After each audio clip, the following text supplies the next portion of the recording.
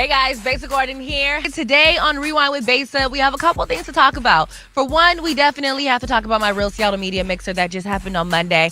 Two, we have to talk about the fact that Nike Seattle is closing. And then three, we also have to catch up with Dr. Sidney Nelson to talk about all the things that's been going on with COVID as of recent, okay? So with that being said, we're getting into all that and more right here on Rewind with Besa as soon as we jump into this intro.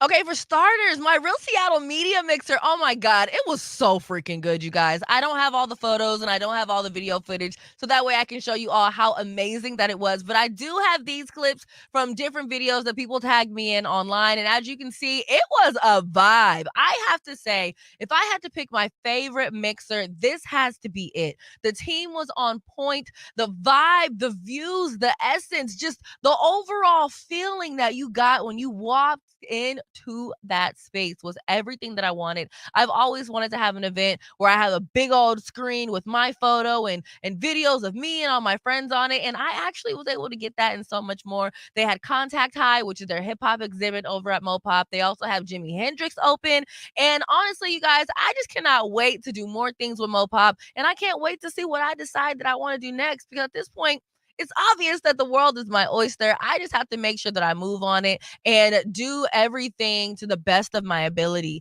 This event was definitely a little more stressful than past mixers, but it was absolutely worth it, especially to do something like this on MLK Day for the city. Like, how often do you see that many Black people, if ever, in MoPOP, especially on a Black holiday? So I'm very, very happy that I was able to help curate that experience. In terms of local news, though, outside of my mixer, you guys, did you hear that Nike is actually going to close the Nike store in downtown Seattle on Friday? Check out this reel that I did. I mean, at this point, pretty soon, the only thing that's going to be downtown Seattle is Whole Foods, the Amazon Go store, a few Starbucks, Nordstrom's, because you know they're not getting rid of that, and Pacific Place Mall. Looks like earlier today, Nike Town decided to go to their Nike Seattle store and put this sign in it that basically says they're closing on Friday and they cannot wait to continue serving us online. However, reports are saying that they actually put in to have a new store built in Victoria Mall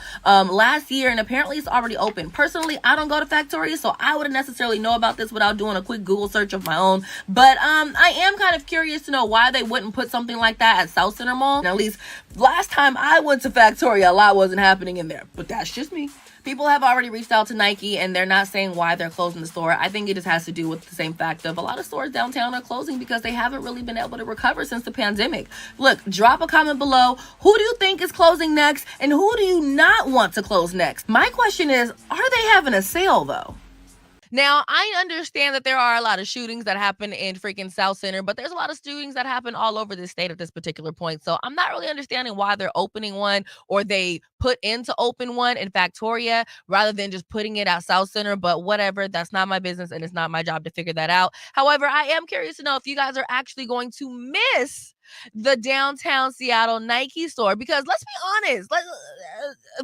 Let's be honest. Half the time you would go there, they didn't have what you wanted. And if they did, they didn't have the damn size. And if they had the size, they didn't have the right color, which also goes right back to them not necessarily having what you wanted, okay? So, look, I don't necessarily know what's going to go into that space. I am curious to find out. However, a lot of stores in Seattle, or shall I say downtown Seattle, are moving away, especially after the pandemic. They weren't really able to recoup themselves. So, look, drop a comment below. Who do you want to not leave? Who do you think is going to leave next? And also, are you going to miss Nike Town? With that being said, we're going to go to a quick commercial break, and when we come back, we are bringing in Dr. Nelson. We are literally on our way back from Vegas. We had an amazing trip. Got some good interviews coming up for you guys, so definitely stay locked for that. Look like water on my island. Long way from running from the siren. I've been hella fly, I'm a pilot. I get what I want if I like it. Like it, yeah. If I like it. If I like it, yeah. If I like it. What's up? Bird Media in the building. You know what I'm saying? Yeah. We're have to come back to Vegas real soon because it's really lit. Hello, Dr. Nelson. How are you doing? I am doing great. Happy New Year. Happy freaking New Year. 2023 is here. You know what's funny? I think that this is the first year in a minute that I just didn't make any New Year's resolutions outside of like personal things, just because I felt like 2022 was the year that everyone thought that they wanted. And that year threw so many curveballs at us. Mm-hmm. At this point, I just don't know what to expect. I'm just like, look, I'm just gonna work on self-improvement and mind my business. That's funny because I feel like everybody like cartwheeled in 2022. Like we cartwheeled, jumped up and down. 2023, we just kind of inching, like go into it a little bit, just see what's going on. It's gonna be okay for us this year. Like I agree. I'm 100% behind you. It's kind of like, let's see how this goes this year. No, seriously. I remember all the TikToks of people like walking to like faster music, talking about this is how I'm walking into 2022. Yeah. I didn't see any of this year. I didn't see nobody being like, this is the year. We saw how that went, so. I was like, look, I'm just gonna see what unfolds, and I'm just gonna try to save myself in the process. Yep, it's just crazy. It's just where we're at. It's just unfortunate. It's just where we're at in the world right now. But we'll see. 2023 could have a lot of prospects. So this is true. Yeah. Speaking of staying to yourself, we ended up wanting to jump back on a call because COVID is ramping back up right now. And what's crazy is, I don't just watch Fox News and ABC and NBC and stuff like that. I actually watch this channel called We On. You watch We On? Yeah. We On is. Yeah, I freaking love that. That is how I figure out what the heck is going on. Very important. Honestly. Yep. Like they don't sugarcoat anything. Like that's how I found out that there were that over in China, the lockdown had once again gotten so bad that there was an apartment building, and then a lot of people ended up dying in that apartment building because it caught on fire, and because they're all like locked into their places and they can't go anywhere, it made it to where the fire department even had a hard time getting in there. But I wouldn't have known about that other than We On. Yeah, it's good that there's sources out there, right, that can give us information, because it's tough out here, and you always want to make sure you're getting a source that's giving you good factual information. So yeah, We On's good. That's a good channel to watch. I freaking love it. But with that, I was able to be warned that COVID was ramping up once again in China. And what I think people always forget is like, yeah, it might be happening over there, but just like before, at some point, it just takes one or two people to come over here, go into the middle of a mall, and then everyone just starts traveling around, and we have another situation all over again. There it goes. Just one of those people that do that sneeze, that sneeze where you hear them and you look, there's no hand over the mouth. And they don't have on. Not even one of these. Like, it's just... They just like, what? Spraying it. So, with that... let's just jump into it. How bad is COVID right now, and what's going on? Because I actually recently had a notification on my phone where there was a school district. I don't remember what like city or state it was in, but they were starting to recommend that kids start masking up again at school. Yeah. So, unfortunately what's happened is COVID's not gone. We're hoping that it would disappear. We're not necessarily in a pandemic state anymore, which is good, but it's still prevalent. It's still here. And like we've known from the beginning, COVID has many variants. And so we're now experiencing a new variant. So it's like we went through the OG, and then, we went to the Delta, and then we now went to the Omicron, but now we're dealing with variants of the Omicron. So now I think we're up to variant XBB 1.5. Sounds like something from Star Wars, but it's the new variant. It's all futuristic. Yeah, it's just super futuristic, like teched out variant. But yeah, that's the new variant. And the thing about it, what we've seen with this variant is kicked off real quick. A couple weeks ago, it was down to like the 5% numbers. Now it's up into the 25, 35% numbers as far as prevalence as of all Delta. Yeah, it's smashing everything. And so, that's a concern because it's Y. And so what they found is the Y is that it has a lot more mutations. And remember, let's keep it basic. So when you say mutations, we just say there's structural differences between this virus particle and the others that make it so that it's more able to kind of bob and weave in through your immune system and infect you. Now, the good thing is there's a difference between infection and disease. So its infectivity is pretty high, meaning a lot of people are getting it, and that's why we're seeing that up curve of infections. But we're not seeing a lot of hospitalizations or people being really, really sick, because as far as disease, it's not providing severe disease like we saw in the OG forms. But it still means that you're going to get sick. You might be out the game for 5 days, quarantined, and all that good stuff. But do recall, typically what happens is you get exposed. 5 days later is when you start becoming infectious. You're really infectious for the 2 days before you start getting symptoms. Once you get those symptoms, now you're still able to, pass it on to people for another 3 to 5 days. So you got to think that's a long window of time right there. So, and that's a lot of people that you can be around in 3 to 5 days. Like if I go to my job and say I'm around my coworkers, and I can only have to see like 3 or 4 coworkers, but those coworkers, like I don't have kids, but they have kids. So then they go home to their kids, and then their kids go to school, and then their kids pass it around to everyone at school, and then everyone at school passes it around some more. So it just ends up being a whole situation. Yeah, now we have a party. And the thing is, and what I've really seen, especially in just doing primary care practice, is and it's not a fault that I'm throwing out here, but a lot of people are really underestimating their symptoms and not realizing that COVID's out here. So I get a lot of, I thought it was allergy symptoms. Oh, I just had a runny nose. I just thought, oh, it was just something I picked up from someone. And I try to let people know, listen, COVID takes a lot of different faces. And so that stuff he knows could be COVID. So you really got to be on top of that. I think that's going to help us really, truly get through this, is people just remembering the basics. If you feel like you're getting sick, check for COVID. Now, the thing is, this year it's been crazy because we got COVID, we got the flu, we got RSV, we got just a simple cold. So I'm seeing all these things uptick this year. And so, it's all out there, right?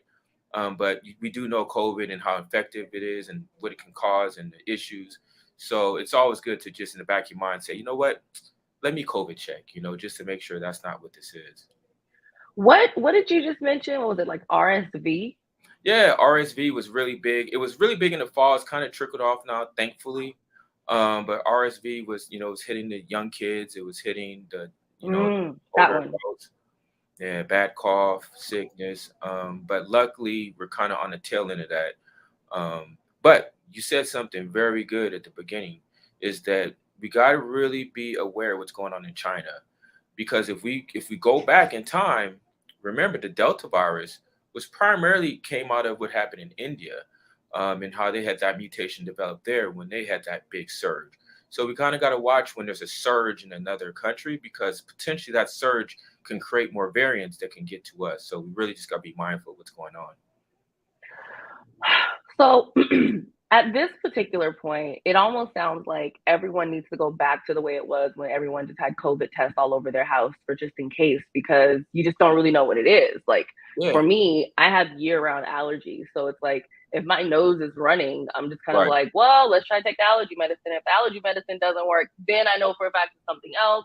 Or maybe I could still have something else. I don't know. But these days, what's so crazy is, when COVID was like first starting and it was like more in like a disease state, there was testing everywhere. There was, just all kinds of like options to get vaccinated if that's something that you wanted to do. There was like a lot of messaging about it. But now, like, and maybe it's because it's more so of an infection rather than a disease now, to where people aren't dying as much from it, and they're like kind of treating it more like a cold. But I think that people just have to be reminded that you still have to wash your hands. Yeah. I mean, you should have never stopped washing your hands. But just those basic things, just basic cleanliness and just respect for other people. I think, like you just said, the thing is, it's endemic now, meaning that it's around, like it's not going anywhere. And so it's here. Now, the thing is, yes, there is the cold. Yes, there is the flu. And so those things also can cause illness. But we just know that COVID is just, it hit us so hard, and its disease process is a little bit different. And we don't know a lot about it. I have a lot of patients that, they were doing fine with their asthma, but then they have COVID, and now they're having all these complications and issues and setbacks. So you got to remember, COVID's still new to us. We're still learning about it. We're still learning its long-term effects. What does it cause? What are some of the chronic illnesses that it can exacerbate? So I think we really need to respect it. Respect COVID. Put a mask on if you're going to be in a public place with a lot of people. Like you said, there's some places that want to go back to using masks for schools. There's some places that want to go back to using masks for like indoor places, like restaurants. If you go to the CDC website, you'll see that there's some places as far as the United States that they have an upsurge and the community increase of COVID. I know over here in Maryland, Howard County, where my practice is at, and PG County, where I live, it's at a medium community level. Luckily for you guys over there in Seattle and King County, it's still low. But it's just good to be aware of where COVID is in your community so that you can kind of make a decision. Oh, I'm going out here. It's going to be a lot of people. Maybe I should put a mask on because it's here. It hasn't gone away. That part. Real quick, for this new variant, does it have any specific symptoms that people should be looking for? No, it's pretty much giving us the same thing. You're getting sick, 1 to 2 days. You're infectious 1 to 2 days before you're getting sick, and about 2 to 3 days after. But you're getting the same kind of symptoms, the stuffy nose, runny nose, headache. It's kind of running the gambit. Not a lot of big time respiratory stuff with this one, but you're still having some people that are getting some respiratory compromise. But the key is it's not giving us a severe disease.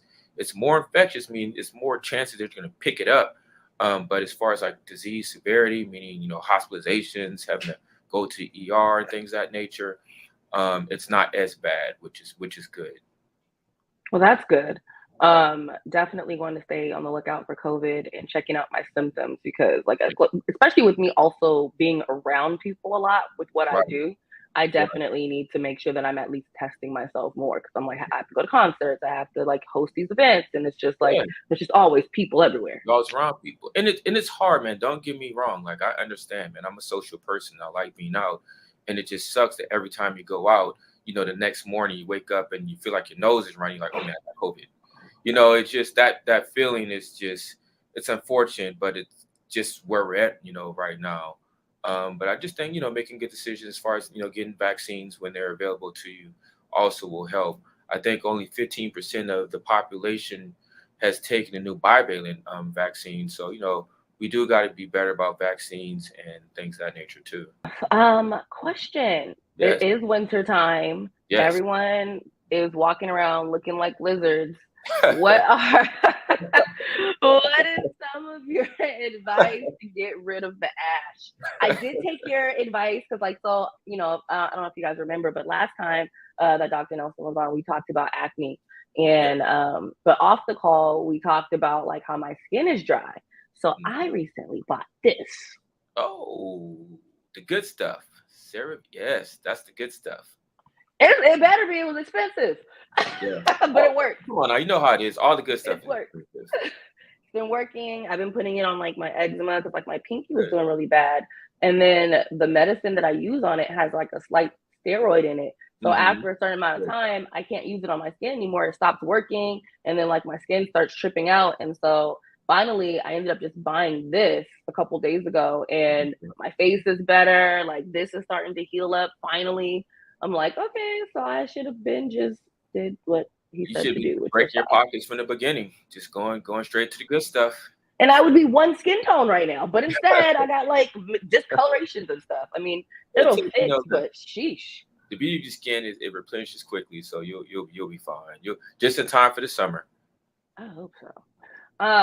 But yeah, do you have any remedies for keeping your skin a little more moisturized, or would you say just use the CeraVe? Well, I will say this, right? It's kind of a running joke I have, is that when you see people and you're out and about and their hands are ashy, there's one good thing about that. You know what that good thing is? That they wash them? Wash their hands. So, I mean, you just got to make sure after hand washing, you just have some kind of product that's going to moisturize your hands. I actually carry around like a small bottle of hand lotion now just because of that. I mean, in certain circumstances, you just want to roll up with ash on your hands, right? And so I think just making sure that you're where you're using hand sanitizer all the time, that's drying out your skin too. So just maybe having a pocket size hand lotion around you. You want to make sure it's moisturizing your skin, keeping your skin moisturized, and just being aware. Because you gotta think that's a barrier, right? Your skin's a barrier. You want to keep it up. You want to make sure that it's at its 100%. And we have dry skin and things of that nature. Now that barrier is dropped, and it makes you prone to infection. So you definitely want to make sure that you're mindful of your dry skin and what's going on with it.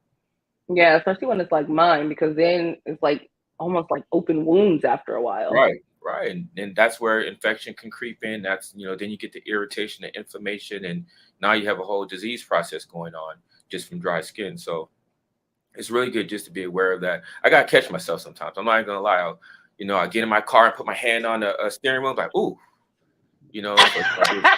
I've been at work all day. Let me put a little lotion on here.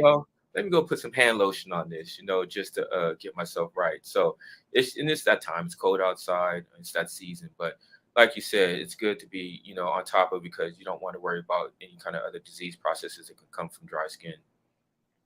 No, absolutely. And then recently there was a brand that I checked out. I forget what it's called, but they had this like Cleopatra bath milk powder that you put in there. And when I used it, my skin was just so much softer afterwards. Oh, you might have to send me, shoot me that information. I use I Alba. can do that. I use Alba. I love it. I get it from Whole Foods. I feel like it loves my skin. It does what it needs to do.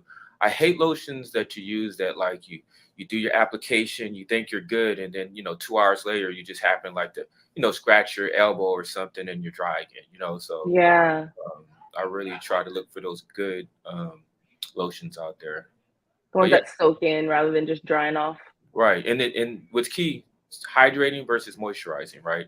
Hydrating, you want to make sure that it's getting into your dermis. Moisturizing, sometimes it's just shellacking. It's just almost just, like back in the days when you get that Vaseline on your face from your mom, like And you're just walking around all shiny. it's all bright, looking like a target. Yeah. Now make sure that make sure you get that hydrating lotion. So I'm with it. And then any advice for anyone that's crippled like me? check in with your doctor. Yeah. Always check in with your doctor, because your doctor knows best. No, but I'm big on just communication. Like I always tell my patients, man, just be honest with me. Like I understand how things are. If you're a busy person, I didn't put you on in a brace. I understand that you're gonna have things you're gonna want to do. So it's just communicating, like, hey doc, I have this coming up. What can I do? What shouldn't I do? And just having that communication, because most doctors understand that we're all people. We have things that we need to do, and we have things that come up, and we're not perfect, and so I don't expect people to follow things all the way through. But as long as I know, okay, if you then call me a couple days later, it's like, oh, this is happening. I'm like, okay, well, that's probably just due to this. Let's just wait through it, see what happens. Or, oh, you know what? You did that the other day. Maybe we should do some tests just to make sure nothing happened. So I think communicating with your doctor is really just key, and it helps you get through it. Well, I guess I should make my appointment so I can figure out how much longer I'm gonna be in this brace. But yeah, with that, I definitely want to thank you for hanging out with me and giving us a little more information on what's going on with this COVID. Hopefully it doesn't get any worse, but I also just recommend everyone else, watch what is happening in China. Yes. Because that is how you are able to be warned of what's going on, or just in other countries that also have it really bad. But it's like it usually starts elsewhere and then somehow ends up here. And if you at least are watching channels like Leon, you can be a little bit warned that it's on the way. Leon. Right. Well, shoot. Until next time, look, we're gonna definitely have you back on again, talking about some more health things. Definitely want to do an episode on detoxing. That would be really great. Oh, that'd be great. I got some definitely tips for that. And I love being on this show. You're wonderful. You're awesome. And I look forward to the next time.